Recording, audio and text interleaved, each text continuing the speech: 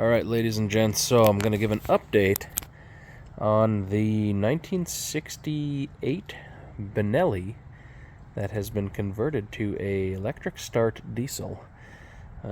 If you want to follow me on this crazy journey of these two diesel bikes that I have, go ahead and click the subscribe button because we're going to have a ton of new videos coming out in the next few weeks. So again, I haven't even gotten this down to the shop yet. This one is a little rough. They're both a little rough in the aspect that we need to get some things fixed. Not the coolest thing ever. I was riding this one and the back brake pedal and these two springs came flying off, which is a little concerning when you don't have brakes, especially on a bike from the 60s.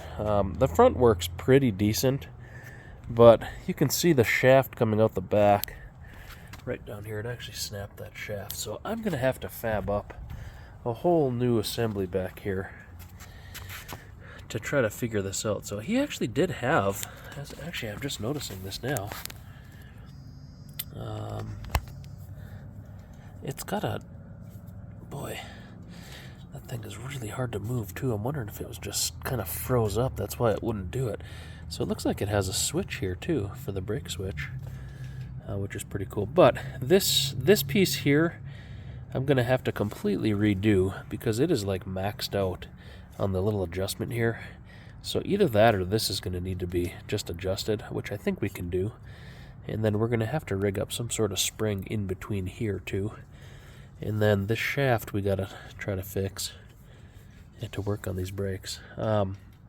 I did get the rest of the stuff from the gentleman today. I'll take you and show you the other bike. So it has keys, which is totally awesome. One really nice thing about that is that it's got electric start now. So you can turn this on, the lights come on, headlight, taillight. I think this tail, well, maybe the taillight doesn't work. I should have fixed that. It didn't look like I have any type of brake light either. Well, yeah, there's a brake light on the back for the back brake pedal. See if I can show that. So that's pretty cool. That works. Everything seems to work on this bike, sort of. The taillight I need to fix. The electric start works fantastic. And then these little pins, if you can see this here, I'll pull it out of there and we'll go bring it to the other bike here. And I'm going to put down our brake assembly stuff. So he's got this spring that's in here, and that's basically holding, it's kind of helping spring back the throttle, and I gotta fix that up. It's all just rigged up. But this piece here, if I could get it in here, push the throttle at the same time. So that's basically what sets your idle. So when we twist the throttle now, you can see everything moving. It hits that where that pin is, and it only allows it to go so far. Let's start this one up. Let's actually start it with the electric start because that's all we have. So there's a key system right down here. So we're going to turn the key on. We get a tail light. The headlight doesn't work. I got to figure that out too. And then this is the actual button right up here to start it. So we're going to crank the throttle a little. I'm holding that with one hand, and I'm going to push it with the other hand here real quick.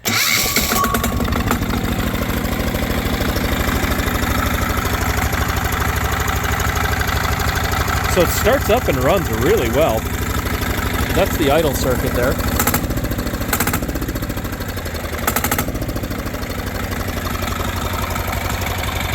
But I definitely need to fix these brakes. But it is cool to know that this one runs and functions. And it definitely smells like a diesel. Now to shut this down,